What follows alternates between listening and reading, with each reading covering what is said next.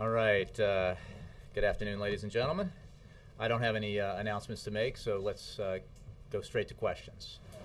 Jay, could you talk about the Pete Souza photo that you guys put out that shows the president and others watching in the Situation Room?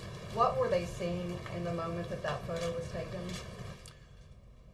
As John Brennan, the president's counterterrorism advisor, explained yesterday, the president and his top national security aides in the Situation Room had available to them minute-by-minute updates on the operation, and that photograph was taken during the operation, and they were looking at and listening to those updates.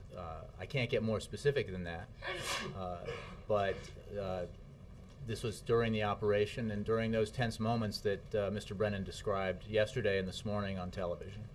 I mean, why can't you get more specific without, revealing technology or anything, Well, I think specifically we don't talk about with any great detail, how we get our real-time information for a variety of reasons. I mean, those meetings take place in the Situation Room for a reason. Those rooms there are for secure communications. So I can't get more specific than that. I think it's been said, so I can say that Leon Panetta, the director of the Central Intelligence Agency, was on a screen and communicating with those in the Situation Room and the president. So he was present in that room in that sense as well. So they were looking at Leon Panetta? Well, again, they were receiving real-time, minute-by-minute updates on the, on the operation taking place in Pakistan at that moment. But they were receiving a lot of information at once. Okay, so Brennan in his briefing yesterday made a couple of, I guess, misstatements or statements that later appeared to be somewhat incorrect, such as that the wife was shielding bin Laden and it turned out it wasn't the wife, and there may not have been a shield and it wasn't clear whether or not bin Laden had a gun. Are you guys in a fog of war in this, or what gives? Well, what is true is that we provided a great deal of information with great haste in order to inform you and through you, the American public, about the operation and how it transpired and the events that took place there in Pakistan. And obviously some of the information came in piece by piece and is being reviewed and updated and elaborated on. So what I can tell you, I have a narrative that I can provide to you on the raid itself, on the bin Laden compound in Pakistan. On orders of the president, a small U.S. team assaulted a secure compound in an affluent suburb of Islamabad to capture or kill Osama bin Laden. The raid was conducted with U.S. military personnel assaulting on 2 helicopters. The team methodically cleared the compound, moving from room to room, in an operation lasting nearly 40 minutes. They were engaged in a firefight throughout the operation, and Osama bin Laden was killed by the assaulting force. In addition to the bin Laden family, 2 other families resided in the compound. One family on the first floor of the bin Laden building, and one family in a second building. One team began the operation on the first floor of the bin Laden house and worked their way to the 3rd floor. A second team cleared the separate building. On the first floor of bin Laden's building, 2 al-Qaeda couriers were killed, along with a woman who was killed in crossfire. Bin Laden and his family were found on the 2nd and 3rd floor of the building. There was concern that bin Laden would oppose the capture operation, and indeed he did resist. In the room with bin Laden, bin Laden's wife rushed the U.S. assaulter and was shot in the leg but not killed. Bin Laden was then shot and killed. He was not armed. Following the firefight, the non-combatants were moved to a safe location as the damaged helicopter was detonated. The team departed the scene via helicopter to the USS Carl Vinson in the North Arabian Sea. Aboard the USS Carl Vinson, the burial of bin Laden was done in conformance with Islamic precepts and practices. The deceased's body was washed and then placed in a white sheet. The body was placed in a weighted bag. A military officer read prepared religious remarks, which were translated into Arabic by a native speaker. After the words were complete, the body was placed on a prepared flat board, tipped up, and the deceased body eased into the sea. That's the narrative that I can provide to you today. In what way did Bin And I want to make clear Laden that this is, again, information that is fresh, and you know, we will continue to gather and provide to you details as we get them and we're able to release them. The resistance was throughout. As I said, when the assaulter entered the room where Osama bin Laden was, he was rushed by one individual in the room, and the resistance was consistent from the moment they landed till the end of the operation. Yes. Jay, just to follow up, how did Osama bin Laden resist if he didn't have his hand on a gun? How was he resisting? Yeah, the information I have to you, first of all, I think resistance does not require a firearm, but the information I gave you is what I can tell you about it. I'm sure more details will be provided as they come available, and we are able to release them. Did he have any weapon? He was not armed, is what I understand to be true. On the same theme, but to Afghanistan, do you see the capture of bin Laden affecting the pace and timing of the planned withdrawal of U.S. troops from Afghanistan? No, I think that the President's plan is on track. It is, you can see the operation that took place on Sunday within the context of this plan that the President put in place for Afghanistan and Pakistan, and within the context of his broader commitment as a candidate and as President to refocus our attention on the AfPak region, which is the home to what they call Al-Qaeda Central, and was, until very recently, the home to the leader of Al-Qaeda. This President was very determined, as you remember, when he ran for office and since he came in here, to refocus our attention on that region, on Al-Qaeda. And as you recall, in the very carefully deliberated upon plan that the President put forward for Afghanistan, that the number one objective was to dismantle and eventually defeat Al-Qaeda. Getting bin Laden was very much a part of that plan. But it is not the only part. As John Brennan and others have said, the President has said, we are continuing the fight against Al-Qaeda every day. And the focus of that operation, of the U.S. personnel in Afghanistan, is on Al-Qaeda. The operation continues. The July 2011 transition date for the beginning of a drawdown remains very much in place. The pace of that drawdown will be determined by conditions on the ground. Final question, any updates on the plans to release video or images? I don't have any updates on that except to echo what John Brennan said this morning, which is that we are obviously reviewing information. We've made a great deal available to the public in remarkable time. We're talking about the most highly classified operation that this government has undertaken in many, many years. And the amount of information we've tried to provide to you in this short period of time is quite substantial. We will continue to review that and make decisions about the appropriateness of releasing more information as that review continues on. Jay. The Pakistani government put out a statement in which they said that the ISI had been providing information about the compound since 2009. Whereas all we know about in terms of the media is that we've known about the compound since 2010. Mm-hmm. Could you explain the discrepancy, and also has the ISI been providing information about this compound? Well, what I will do is point you to the comments that John Brennan made, which and others have made, which is that the Pakistanis have, in general, been very helpful in many ways in the fight against Al-Qaeda. And that help was of assistance in general in the gathering of intelligence and information that led to the successful operation on Sunday. I am not aware, and I believe we have said that we have been quite clear about our knowledge about the existence of this compound and about the communications we did not have with Pakistani intelligence about this operation. They also say in a statement that many houses in that region occupied by effectees of operations in the Fata region have high boundary walls as part of a culture of privacy.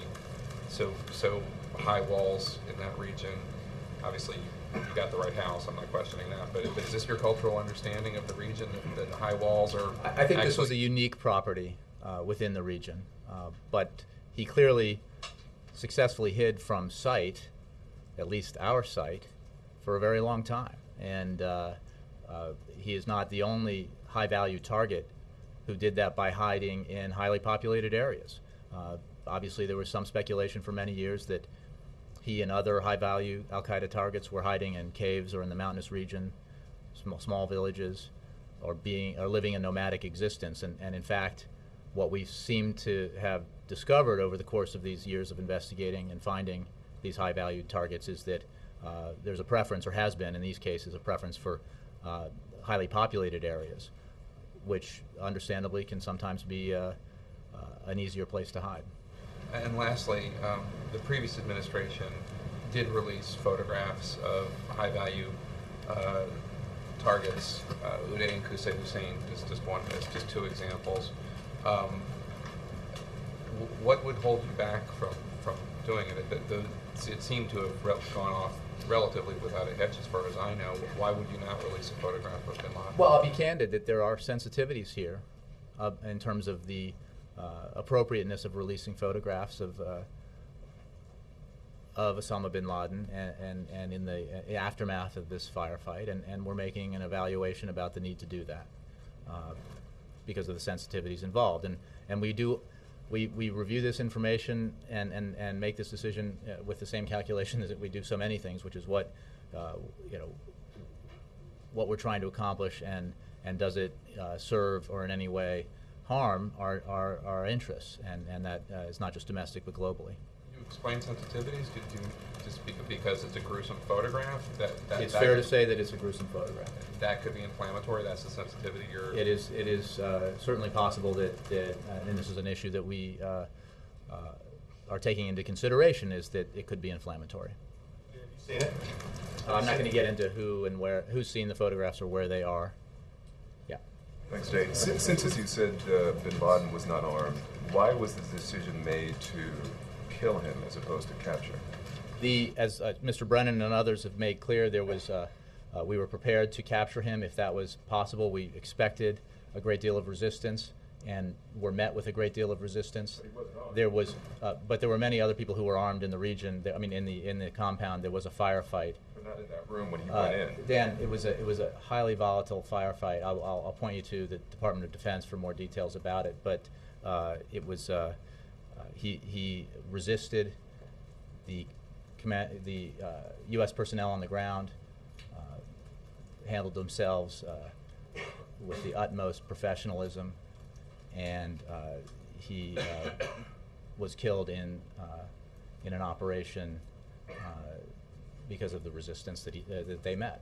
Since everyone here was getting real-time information, was the decision to shoot and kill one that was done there by that unit, or was there consultation? Was there information flowing back and forth, and it was directed that, yes, go for the kill at that point?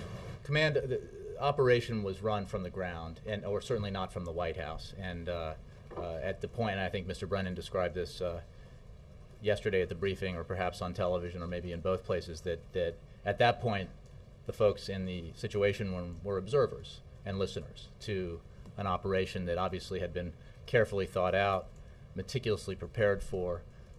The decision to go was the president's, and obviously was a very weighty decision.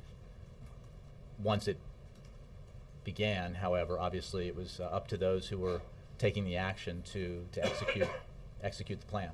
Yesterday, the White House put out a readout, the president's calls to various world leaders. Any additional calls today? And also, have any of these world leaders expressed concern about the U.S. going into another country unannounced?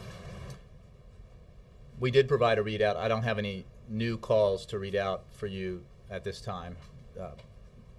My understanding is that the calls were all included congratulations to the United States for their successful operation in capturing and killing Osama bin Laden. I'm not aware of any concern expressed about the issue that you raise, and in fact, the President of Pakistan has an op-ed in the Washington Post, and they also congratulated us on this success. Yes, Chip. Thanks, Jay. At one point, I think you said the assaulter was rushed when you were describing the situation when bin Laden was killed. Was there just one assaulter in the room with bin Laden, and were both shots fired by one person? I don't have a detail on the shots and who fired them. My understanding is they entered a room one at a time, this particular room. But beyond that, I don't know. There was obviously a team in the compound, but I don't want to venture a guess. I always find it better to not do that. So I would point you to the Department of Defense for that. But it's still believed that a wife of Osama bin Laden was shot, but Yes. not killed. Shot in the leg. Shot in the leg. Correct. Not in that room. On the first floor. On the first floor. Do you know how many? You said that it was, a real gun battle. But my understanding is of the 22 or so people in the room, 17 or so of them were non-combatants. So, Well, a great number of people, as you know, were unharmed and safely made secure when after the operation was complete and the helicopter had to be detonated. But there was a firefight. do you know Chip. how many people were firing from the other I side? don't. You'll have to. Again, we're providing you this information as it's made available for public release. The Pentagon is working on this, and will, I'm sure, continue to update the information as it becomes available. Okay, and there was a report sourced to the ISI that the non-combatants had had their hands tied in preparation for taking them away on the helicopter, at which they could not do because one of the helicopters had been damaged. Do you know anything about that? I don't, and I certainly haven't heard anything like that in this building. Okay, finally, is there video of the burial at sea? Again, I'm not going to get into the. Not whether it doesn't No, I exist. understand, but the visual material that is being reviewed, decisions about it will be made about what, if any, of it can be or should be released. I don't want to get into specifics about what there is and what there isn't. I would just urge you to be patient, given how much information has been released, and understanding about why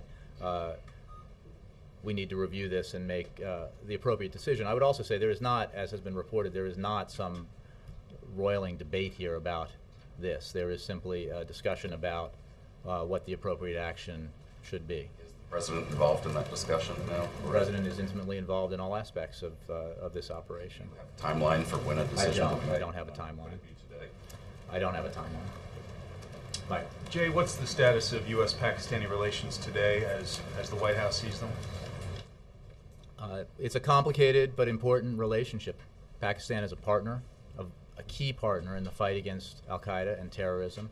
They have been extremely helpful, and we look forward to cooperating into the future. We have been in contact at many levels with Pakistani government,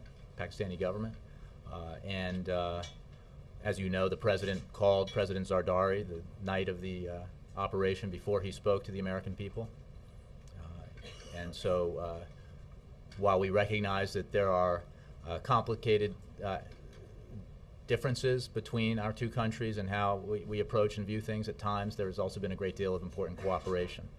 And that should not be lost. The American people should know that as they view this and try to view the complete picture of that relationship and within the context of the successful mission on Sunday. We've heard some lawmakers suggest perhaps freezing aid to Pakistan until they can demonstrate that they didn't know anything about bin Laden's whereabouts. White House have a view on that?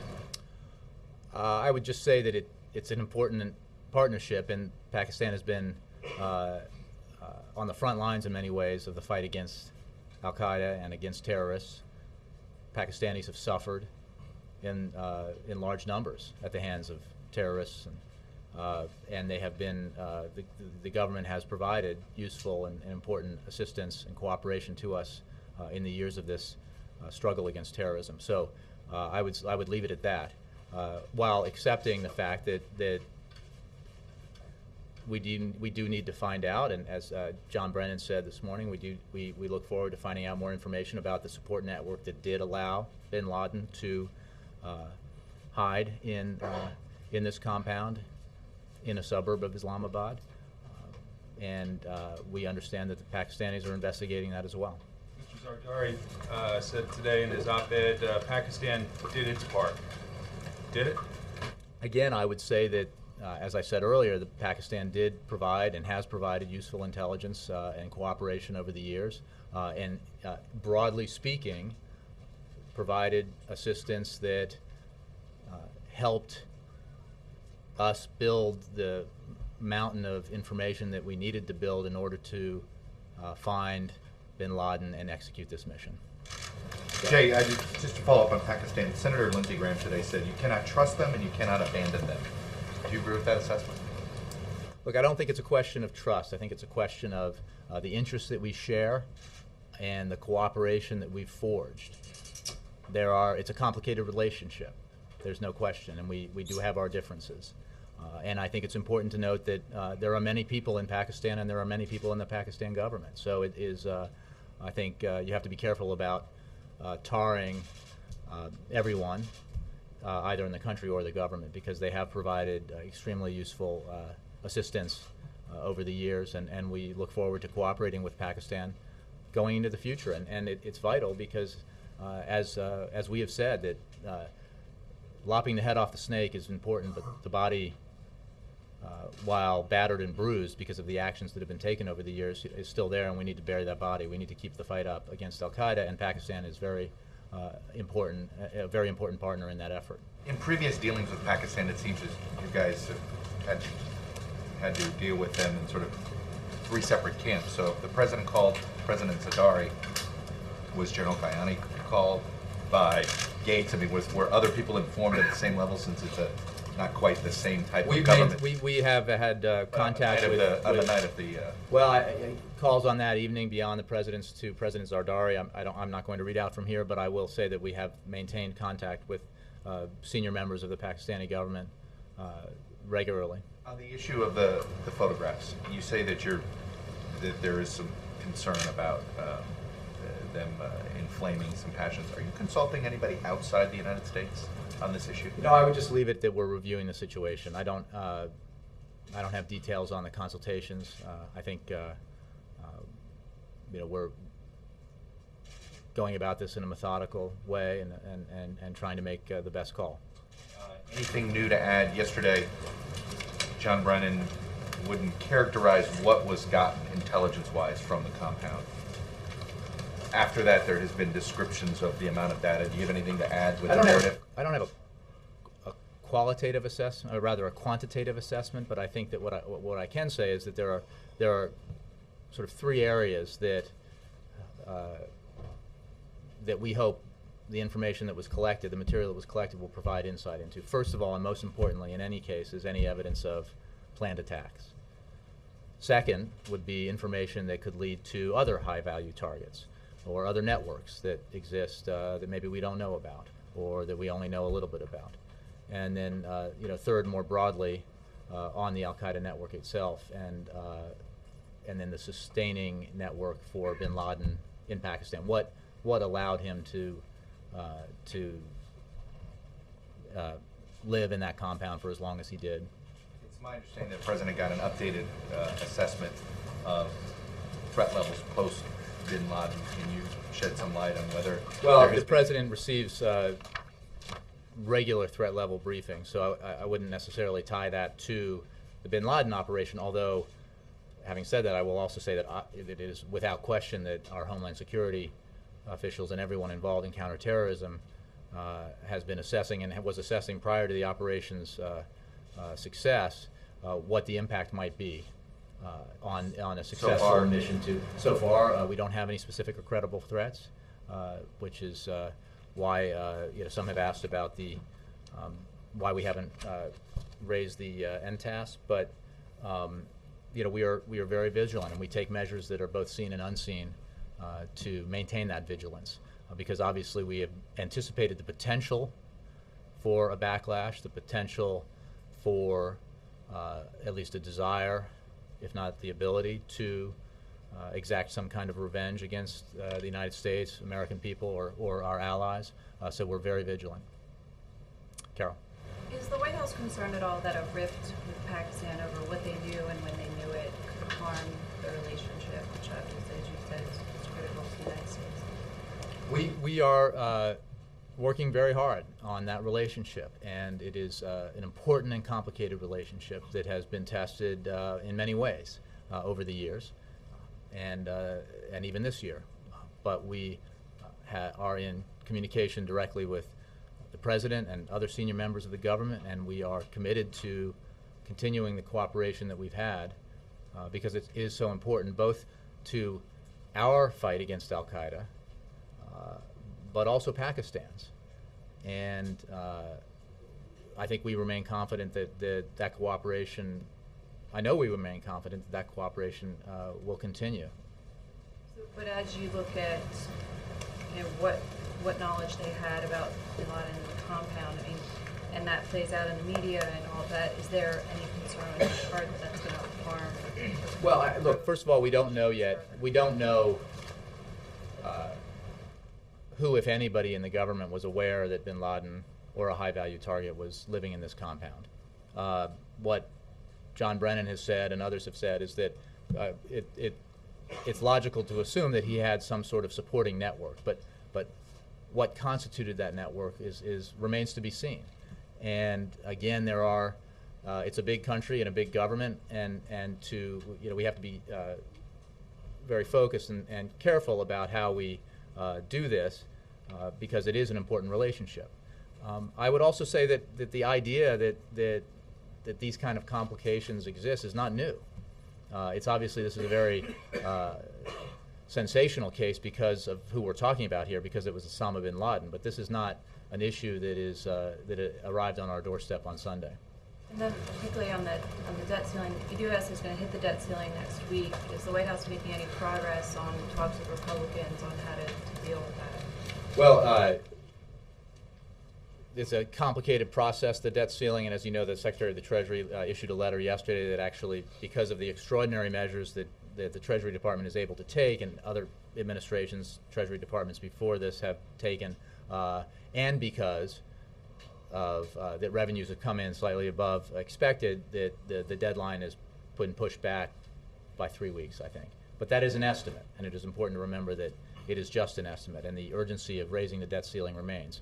Having said that, we look very much forward to the discussions that will begin on Thursday with the Vice President in the lead on our fiscal issues that we hope to reach bipartisan compromise on, and we recognize that while we believe it's very important that these are parallel tracks, that this will also be a topic of conversation, and we are heartened, as we have been in the past, by comments that have been made about the absolute necessity of raising the debt ceiling, because we do not want another recession. We do not want to default on America's the full faith and credit of the United States government. So we hope that and believe that the conversations negotiations that begin on Thursday will bear fruit in both directions. Can you talk at all about what the President's going to do on Thursday? At the meeting? I'm sorry. No, in New York. We'll give you a full schedule. It's obviously out there that we will be, the President will be visiting New York and Ground Zero, but beyond that, I don't have details at this time. Mark. Jake, can you tell us who wrote the narrative that you read to us? That was provided by the Defense Department. By DOD? Yes. Mm-hmm. Are you able to describe how bin Laden resisted? Again, beyond what I was able to give you from here, I would refer you to the Pentagon and simply say that we have worked very hard to declassify information in record speed, to provide as much insight into this operation as we can, as quickly as we can, mindful, obviously, of the equities that are at stake here in terms of never revealing sources and methods, never compromising our intelligence procedures, but we are working very hard to provide as much information as we can.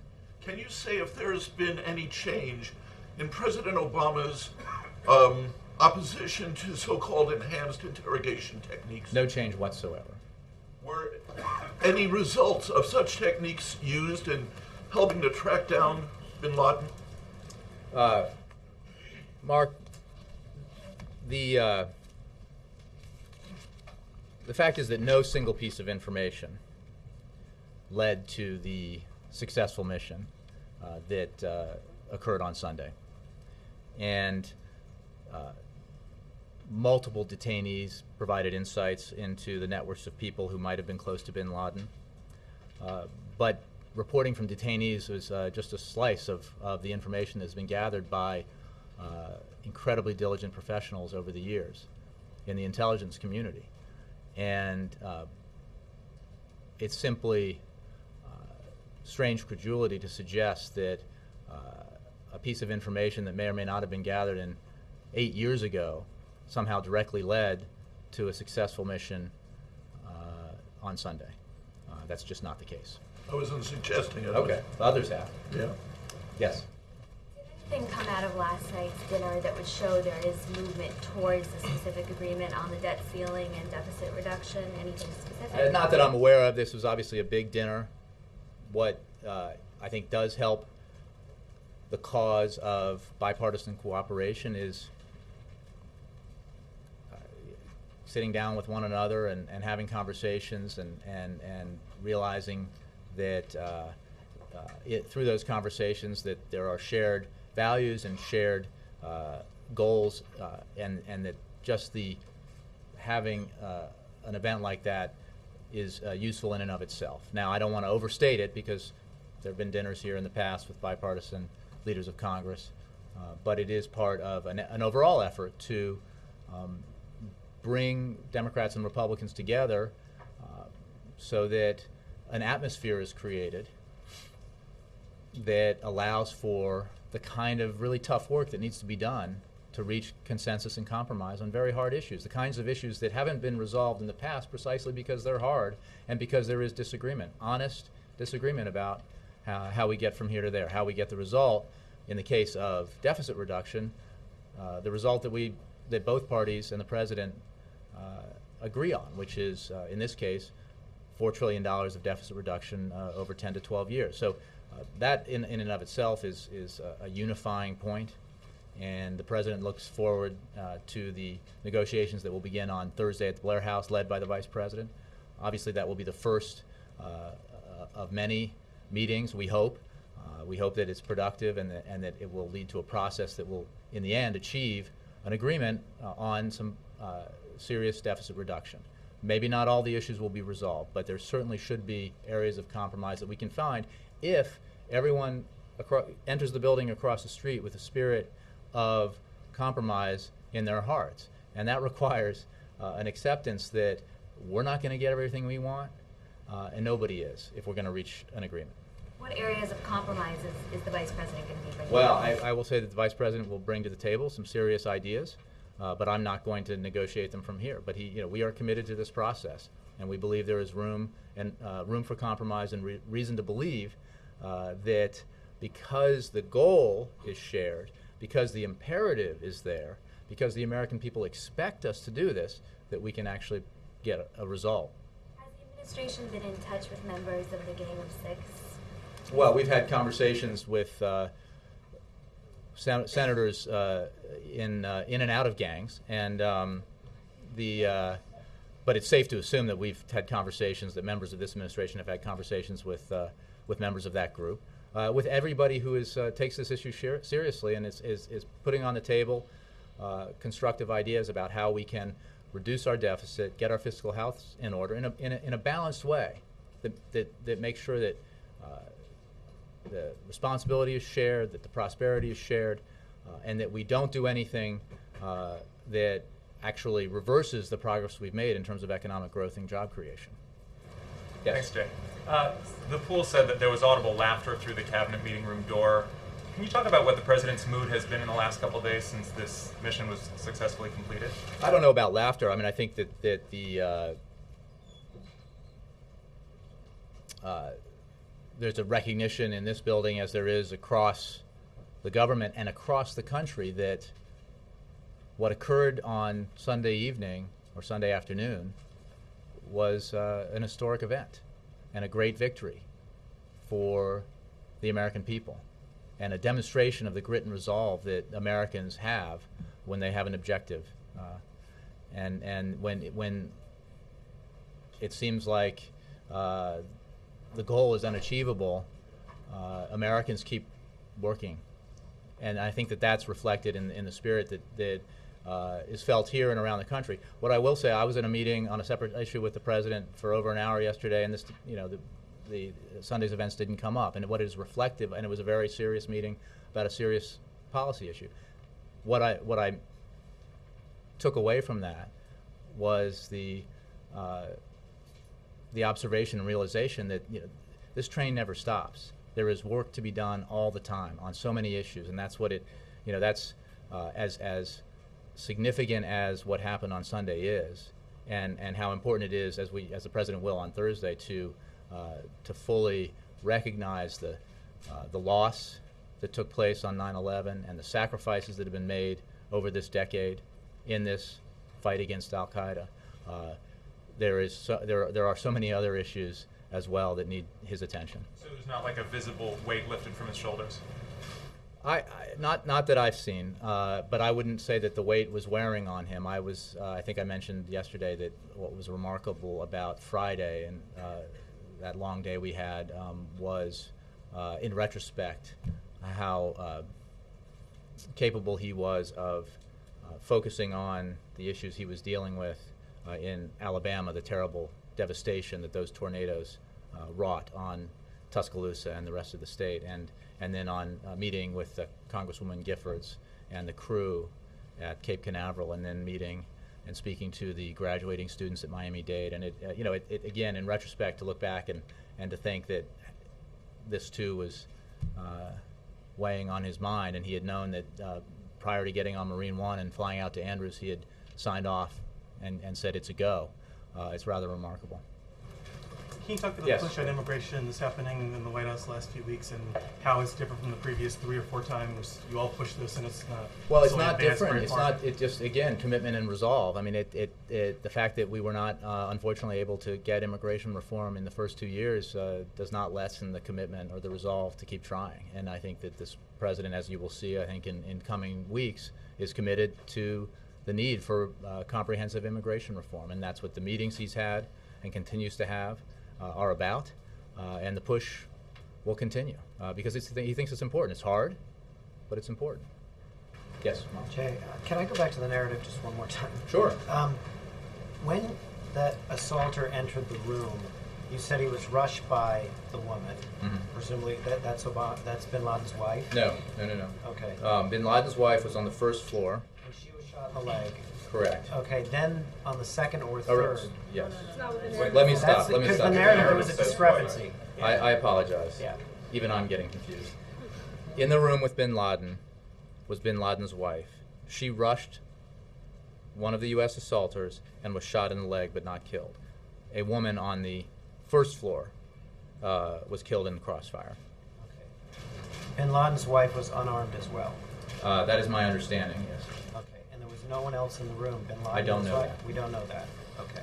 Following on that same thing, yesterday Mr. Brennan suggested... Sorry, Mark, did you have... I did have one more general thing, and then but I'd be happy to continue on this. The question I had more broadly was, do you think that, or is President Obama concerned that having taken out such a visible symbol of Al Qaeda, whether or not it truly degrades Al Qaeda as a network, that it will be more and more difficult for him to make the case to the American people that this effort is worth 100,000 troops, 80,000 troops? And if so, what steps can he take to continue to make that argument to the American people? Well, I think he will continue to make the argument that we need to remain vigilant. We need to take the fight to Al Qaeda. One of the things to remember about the approach here is that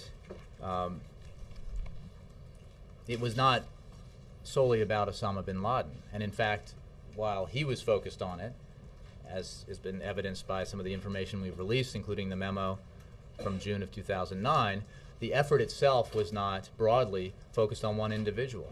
And again, his approach, I mean, the increased pressure that this administration has put on Al-Qaeda in the border region has been reported on in great detail by your newspaper and many other outlets, and that is a function of, that is a result of his approach to this problem. The focus on Al-Qaeda that he felt had been lost in previous years when the focus was shifted from Al-Qaeda in Afghanistan and bin Laden onto Iraq. And one thing that is always important to remember and bears repeating, because I think that a lot of Americans don't realize, is that more than 100,000 U.S. troops have been withdrawn under this president from Iraq, and that has freed up. Again, it's part of the refocus of our attention on the AFPAC region, refocus of our attention on Al-Qaeda, making that the goal of everything we're doing there, the principal primary goal, the dismantle and ultimate defeat of Al-Qaeda, and that will continue. And there's no question the case has to continue to be made, but we're under no illusion that killing bin Laden removes the threat entirely. We believe that he was an important symbolic figure in this, and that other Al-Qaeda leaders out there might be reevaluating their safety and security as a result of what occurred on Sunday, because they will be hunted down too. The fight doesn't stop. Yes, Ann. In the narrative, which of those women was being used as a human shield, as Mr. Brennan suggested? Again, what I would say about that is that, to use your phrase, fog of war, fog of combat, that there was a lot of information coming in. It is still unclear. The woman I believe you're talking about might have been the one on the first floor who was caught in the crossfire. Whether or not she was being used as a shield or trying to use herself as a shield or simply caught in crossfire is unclear, and we're working on getting the details that we can. And when the president called President Zardari, Can I just point out that first of all, the woman who was shot in the leg, physically assaulted or attempted to assault or charge rather one of the U.S. assaulters, and that every effort was taken for those who were not engaged in an effort to resist, to protect them, the non-combatants. And I think it was rather extraordinary the number of individuals who were in that compound who were not posing a threat to the assaulters, that they were made secure and not harmed. And when the president called President Zardari, was President Zardari aware of any of this action? I don't know. It was obviously a number of hours afterwards, and I'm not sure if it had become public yet. Would that have been the first phone call that President Obama made that evening before I don't have President Bush? I don't have a chronology on that. I'm not sure that that's the case, but it was one of the early phone calls. Jay, can we just let me? I'll get to you. Yeah. The events that took place on Sunday. Do you think that they changed the atmosphere at all in which the debt ceiling discussions take place in a way that's perhaps more positive for the president? I think that what happened on Sunday, and I think this is very important because it would be a shame if this became a piece in a partisan narrative, because what I think the president feels very strongly about is that the accomplishment on Sunday was an American accomplishment, and it was not a Republican or a Democratic accomplishment, but the result of incredibly hard work, especially by a lot of unseen and unknown individuals in the military and in the intelligence community. And it was the product of a focus that was brought to bear on bin Laden, on Al-Qaeda Central, and that was and then the product of a very risky operation. To the extent it affects the atmosphere, we obviously hope it affects it positively, because I think it demonstrates the capacity of Americans to do big things when they work together and work on common goals. Obviously, nothing changes Washington overnight, and it doesn't erase a great success like that. Does not erase the real differences that we have on policy issues, but it does demonstrate, I think, a part of who we are as Americans, and that's that kind of positive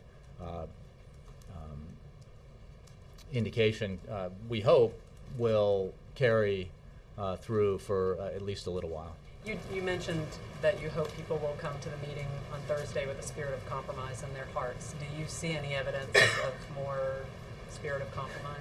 Well, I don't want to prejudge. These are tough issues. People have very strong opinions. And, we understand how Washington works, that sometimes, there's a certain amount of theater and get involved in the practice of politics and policy. In the end, we hope that on all sides that the necessity of achieving the goals that both parties share outweighs the relative advantages or disadvantages that there might be politically, because in the end we think that there as was the case in the CR debate, as was the case in the tax cut negotiations late last year, and certainly is the case in the execution of our foreign policy. There's an opportunity here for all sides to be winners, and we think that exists in these other tough issues as we negotiate them through. Yes, Carrie. There are some officials from the Bush, your predecessor administration, who are expressing some concern that their efforts are not being adequately recognized by the administration, even mischaracterized. I think a statement you made yesterday about renewing the effort to get Osama bin Laden when the president came into office. Do you have any reaction? Well, I feel very strongly, and the president, more importantly, the president feels strongly that this is not a partisan issue here. When America was attacked on 9/11, the Americans who lost their lives that day were not. They were Americans first. They were not Democrats and Republicans. And as I said yesterday, those who've struggled over the years in this effort have not done it because they're Republicans or Democrats. They've done it because they're Americans, and the many people who were involved in the operation, both on the ground and elsewhere on Sunday, were involved in their capacity as Americans and not Democrats or Republicans. But so I think the credit for the focus and the fight and obviously the gathering of intelligence over the years is shared by both administrations. On the refocus, the revitalization of the effort to get bin Laden, that was a promise the president made when he was a candidate, and it's one he followed up on. The memo he wrote to his CIA director was necessitated by the observation he made that there was not the kind of focus that there needed to be. And perhaps that's understandable after so many years where it became perhaps where there was maybe a great deal of doubt, not just here in Washington, but elsewhere in the country, that that the day that came Sunday would ever come.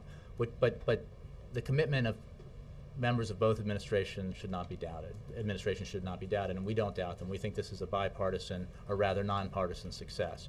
On the point, but having said that, I just on the overall point, because what's also not the case is that somehow this president and this administration simply adopted all the policies and orientations of the previous one, because that, just to suggest that would not be true either, because he made a very clear point in an argument that we had lost our focus, that we had pushed too many resources into the fight in Iraq, and that the real enemy was Al-Qaeda and was Osama bin Laden. And in the actions, that wasn't just rhetoric, because once he came into office, he drew down 100,000 U.S. troops in Iraq. He is ending that war. And he has, with some opposition that we note, but he has raised our commitment and increased our presence in in Afghanistan, because he believes that's where the enemy, in that region, where the enemy was and is. Yes.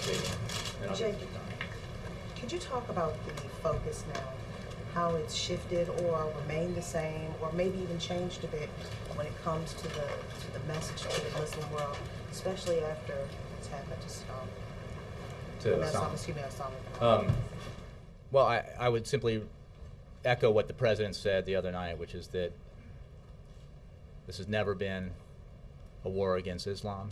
President Bush said that. President Obama has said that. Osama bin Laden was not a Muslim leader. He was a mass murderer of Muslims, as well as people of other faiths. And it has been our cooperation with Muslims in Pakistan and other countries, as well as Muslim Americans, that has helped in our overall effort to fight Al-Qaeda and protect Americans, to protect this country. So I don't think that orientation shifts, and I don't think that anything changes in that regard. But can you acknowledge the fact that this administration is very clear at the very beginning when we started hearing about what happened Sunday night? This administration was very clear to make it known that they were following, that the Navy was following the Islamic customs and traditions. Mm-hmm. You made it very clear. Yes. You made it clear from the podium about how he was watched, the procedures for Islamic burial. We understand that there is a concern about the photos, that that you're concerned about the release because you don't want to inflame tensions that are already there with the Muslim world.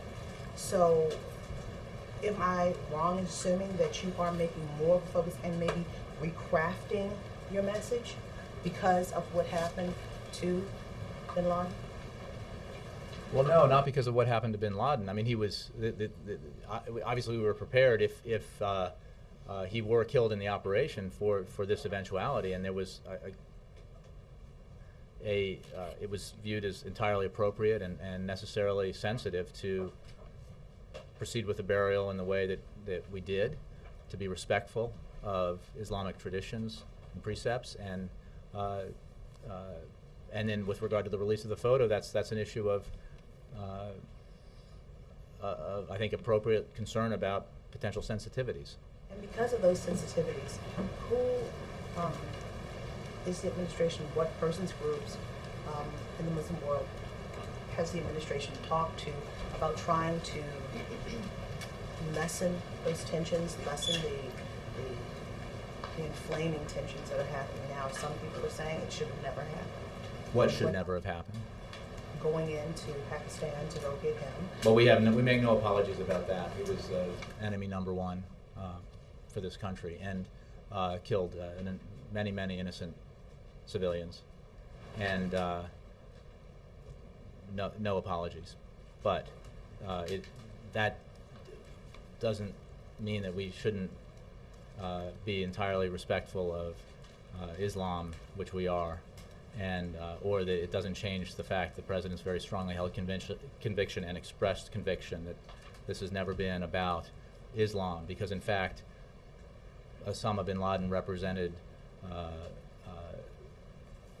was a mass murderer who killed many Muslims, and one thing that I saw, he was a relic of the past in many ways. I mean, the kind of yearning for individual freedoms, for the people that we've seen protest on the streets of the Arab world in these past few months represent a movement that is in the polar opposite direction that Osama bin Laden and Al-Qaeda wanted to take the Arab world. And I think that that's an important point to make and to observe, because he's in many ways the symbol of everything that those folks who have been demonstrating on the ground for their voices, for their rights, for their individual aspirations. He's a representation of everything they don't want. Yes. Thank you. What about Prince Charles? I did promise Connie, and then I'll Prince Charles. and I'll get Margaret. Thank you, Jim.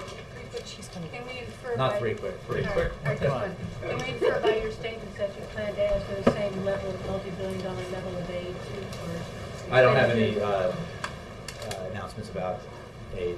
Quick question about Prince Charles. Was there a video?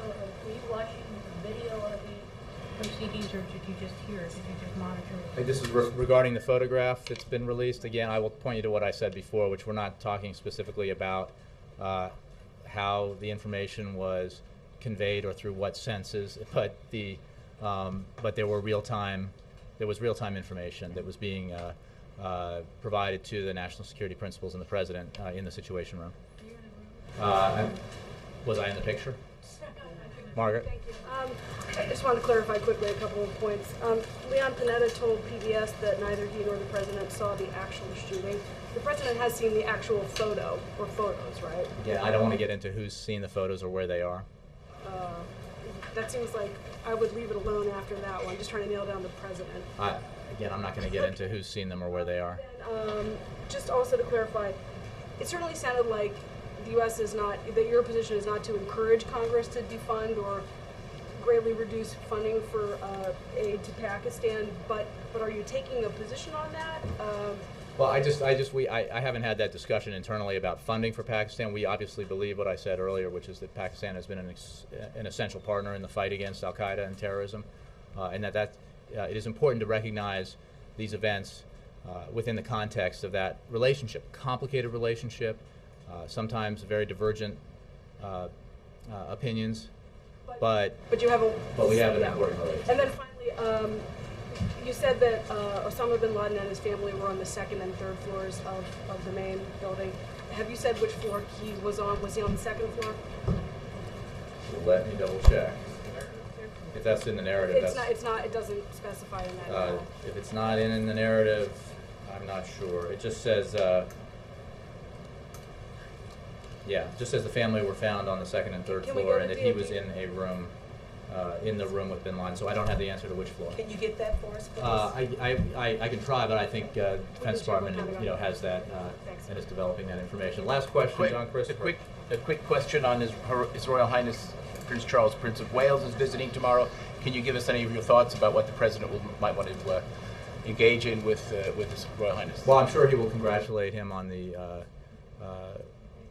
his son's marriage. Beyond that, I'm sure discuss the very special relationship that the United States and the United Kingdom have, and he looks forward to the meeting and the visit. Thank you. As do I. Thank you.